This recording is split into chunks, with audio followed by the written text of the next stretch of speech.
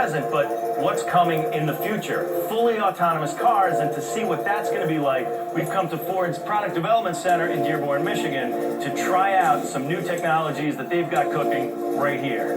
Ford engineers offered me a ride in a prototype set up for level 4 autonomy. That means this Ford Fusion can navigate itself in a 3D mapped environment, avoiding pedestrians and even making left turns.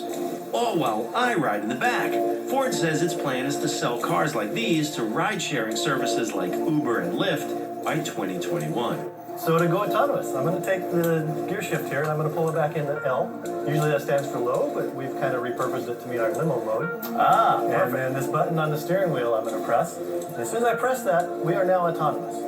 So for the entire rest of the ride, the car is going to be making all the decisions about driving. I'm not going to be doing anything. We tell it where to go, but it decides how to get there. Got it. So what they're doing is one guy monitoring the steering wheel system and the actual control system, the other guy monitoring the car's many electronic systems that are making this thing completely autonomous. One of the big differences between this car and a level 2 car are those spinning things you see up on the roof. LiDAR, which gives the car a situational awareness. It sort of orients itself in space, and it knows, sort of triangulates to figure out where it is.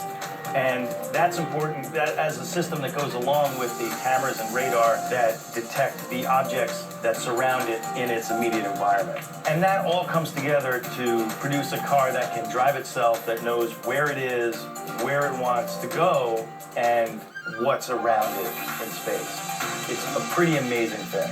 All right, left turn. This is where it gets really interesting because it just seems like another turn, but left turns obviously are the most dangerous of all turns and where most accidents happen.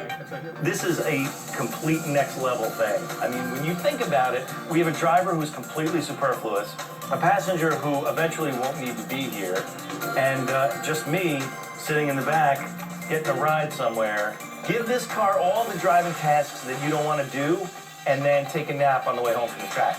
That's the only way to do it. That's the future. It's pretty amazing when you think that the driver didn't need to be there. This car could have pulled up on its own, picked me up. We could have gone to the airport or anywhere else. And that's it. It's amazing. What are you going to do? It's a level up. It's a technological marvel when you think about it. It's magic.